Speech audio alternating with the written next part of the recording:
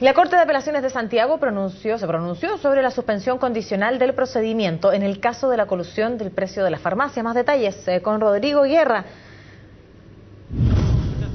¿Qué tal, Rodrigo? ¿Cómo estás? Muy buenos días, muy buenas tardes, ya Macarena.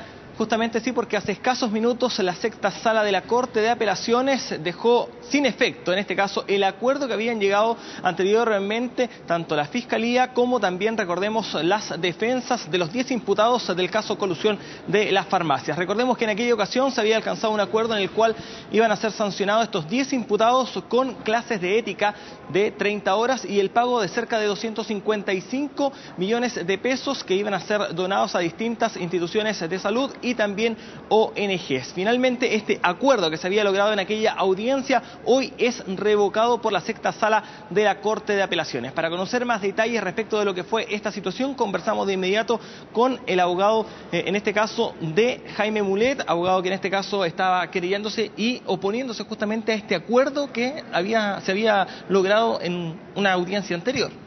Efectivamente, nosotros nos habíamos opuesto, en representación de Jaime Mulet, al acuerdo de suspensión condicional al cual había llegado el Ministerio Público con los imputados en el caso de colusión de las farmacias, acuerdo que no significaba una sanción, sino solamente una suspensión bajo condiciones del caso por un periodo de 1 año. Es decir, si en el plazo de 1 año ellos cumplían estas condiciones, el caso quedaba como si nada hubiese pasado, sin ningún tipo de sanciones. Y por lo tanto, lo que nosotros estábamos solicitando y que el día de hoy ha acogido la Corte de Apelaciones es que este caso sea sometido a un juicio, para que sea en ese juicio donde se condene o absuelva a los representados, cosa que a nuestro juicio va a ser en términos de una sentencia condenatoria, dado la gravedad y la naturaleza de estos hechos. Fernando, en términos simples, ¿qué es lo que significa esta resolución?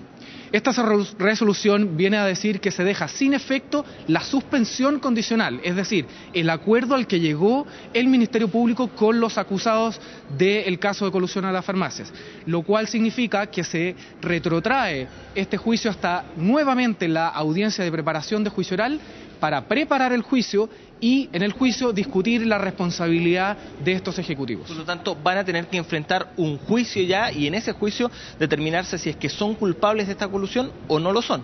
Efectivamente, de acuerdo a esta resolución, se va a proceder a preparar el juicio y con posterioridad a ello se va a efectuar un juicio oral en donde obviamente vamos nosotros como querellantes, al igual que el Ministerio Público en este caso, buscar la responsabilidad penal de estos acusados por el delito de colusión. Básicamente se habla de 3 años, incluso más podía ser de acuerdo a lo que argumentaban justamente los magistrados. Ustedes plantearon eso mismo en aquella oportunidad cuando se habló de esta posibilidad de llegar a un acuerdo. Efectivamente, el Ministerio Público acusó solicitando 5 años de presidio respecto de cada uno de estos ejecutivos. Nosotros nos adherimos a esta acusación del Ministerio Público porque estimamos que era razonable, dada la reiteración de delitos, que en caso de juicio se aplicara una pena que fuese superior a los 3 años y 1 día, en un rango de 3 años y 1 día y 5 años, como te digo, dada la reiteración de los delitos. Fernando, te agradecemos este contacto. Gracias a ustedes.